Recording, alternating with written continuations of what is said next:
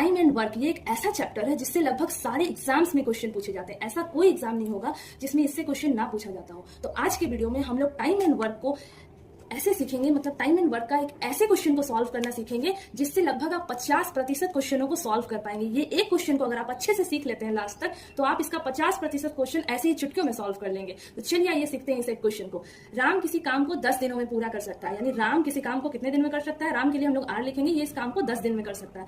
यहाँ हम लोग डेज लिख देते हैं, ठीक है, पूरा कर सकता है। मोहन उसे 12 दिनों में कर सकता है, मोहन के लिए हम लोग एम लिखेंगे, इसी काम को 12 दिन में कर सकता है। और सुनील उसी काम को 15 दिन में कर सकता है, सुनील इसी काम को 15 दिन में कर सकता है। अब हमारे पास क्वेश्चन है कि ये तीनों मिलकर इस काम को कितने दिन में कर सकेंगे।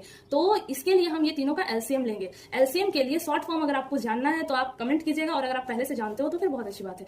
शॉर्ट में अगर इसका एलसीएम लेंगे, एलसीएम का मतलब होता है लोएस्ट कॉमन मल्टीपल, तो 60 इसका लोएस्ट कॉमन मल्टीपल हो जाएगा, 60 आ गया इसका एलसीएम। और यहाँ हम लोग इफिशियंसी लिखेंगे।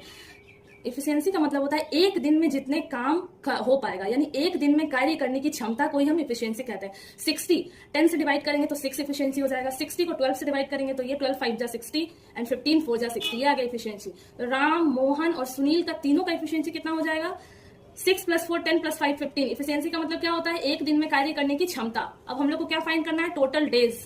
राम, मोहन और सुनील मिलकर कितने दिन में काम को कंप्लीट कर पाते हैं, ठीक है, राम, मोहन और सुनील का। तो क्या हो जाएगा, एक फॉर्मूला आप लोग ध्यान रखिएगा, time is equals to work upon efficiency होता है, ठीक है। Time is equals to work upon efficiency. Work हमारे पास कितना है 60 और इफिशियंसी हमारा कितना आया हुआ है 15। तो 15 चौका 60, यानी 4 दिन, ये हो गया आंसर हमारा।